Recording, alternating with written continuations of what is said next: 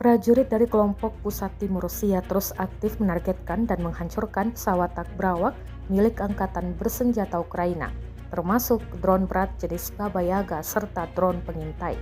Rekaman momen baku tabrak di udara hingga penembakan diunggah di Telegram pada Selasa, 18 Maret 2025. Dalam operasi ini, pasukan Rusia menggunakan taktik duel udara dengan menerbangkan drone mereka sendiri untuk menabrak dan menjatuhkan drone Ukraina di udara. Rekaman yang beredar menunjukkan beberapa drone Ukraina berhasil ditembak jatuh dan ditabrak.